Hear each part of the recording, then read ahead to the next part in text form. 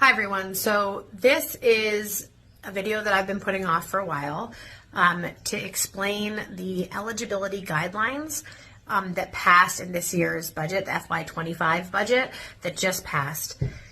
I'm going to start by saying that there are major changes to the General Assistance Hotel Motel program, and this is not easy to have to communicate because it really is going to have some bad outcomes for people.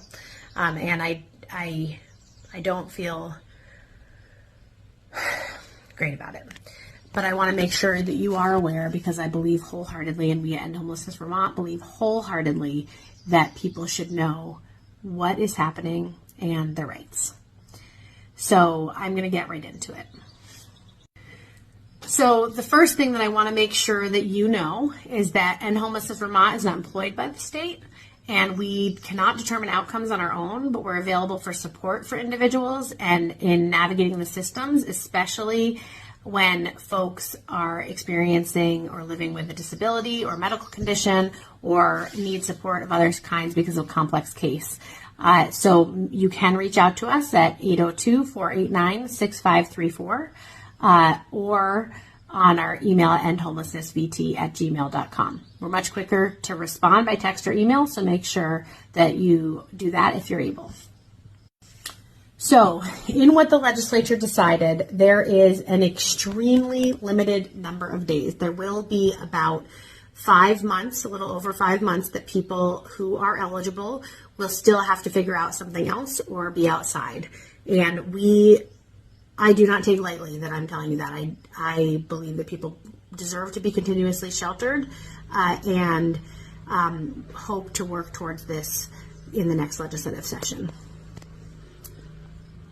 So the first thing that you need to know is that what the legislature decided is that these are the day limits, the amount of days that that people will have in general assistance hotel motel shelter. Those who meet eligibility, and I'll go through what that is in a minute, will be allowed 80 days in a 12-month period. That means the day that you use your first night of shelter, starting July 1st of 2024, is the beginning of your 12-month period. And you have 80 days that are rolling within that 12-month period. And so if you use your first day on July 1st, then your next 12 months will start the next July 1st. So it is the recommendation of End Homelessness Vermont that you use one day then if you're able. Additionally, any household that meets eligibility requirements will have access to emergency shelter as long as a room is available in General Assistance Hotel Motel program from December 1st to March 31st. If you don't meet eligibility, then there is no access to emergency shelter in General Assistance Hotel Motel program. And we're, of course, extremely worried about that because it is going to leave vulnerable people outside. We'll talk in just a minute about what they're doing to hopefully create shelter, and we're certainly going to be pushing that actually become available and accessible in a healthy way in time for people to use it. Something really important to note is that beginning September 15th till December 1st, and then from April 1st of 2025 to June 30th, there is a room cap across the state, and it will be 1,100 rooms. And right now, for reference, we use over 1,500 rooms at this time, over sometimes 1,600, 1,700. So this room cap is going to leave even people that qualify outside. So you want to take that into consideration when you're budgeting your days. There will not be access to emergency shelter if you go over the cap. Again, this is something that we are going to be working to fix in the next legislative session, but at least from September 15th until December 1st, there will be room cap. During winter weather, there will be no such room cap. So that's important to note. There's no room cap during winter weather. It'll be subject to available rooms that they just have access to across the state. Okay, these are the eligibility criteria that the state decided.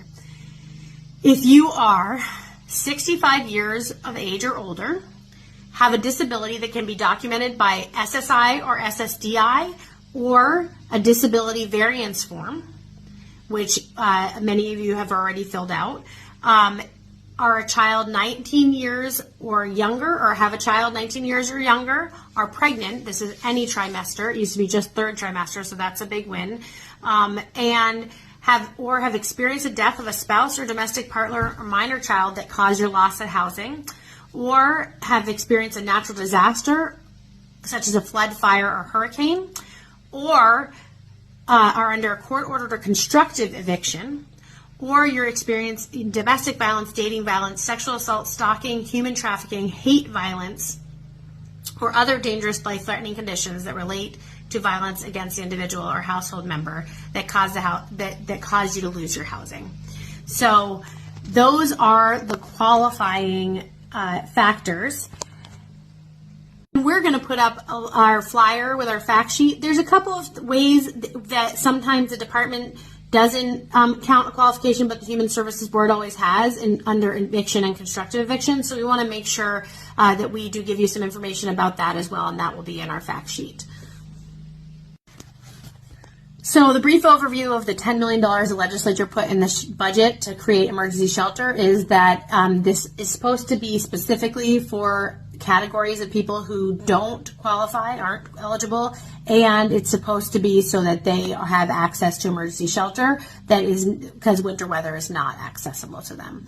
We're going to have to push really hard to make sure that's done in a good and healthy and humane way, and we're going to be doing that for sure. So that's the brief overview. I'm going to come on in a few days and give you a more detailed overview of what that might look like. Please reach out to us with any questions. We're always here to support you in navigating the system, in supporting you through the process of accessing emergency shelter, and help you understand the rules, connect you to the right supports or services, and help you through the emergency. Or if you are living with a disability or medical condition and you need ongoing support, we're also available for that. So reach out to us, 802-489-6534, or End Homelessness VT at Gmail, and we're much quicker by text or email. Thanks so much, and I'm so sorry that this is the news I'm delivering, but I hope that knowing it will make it easier for your next steps.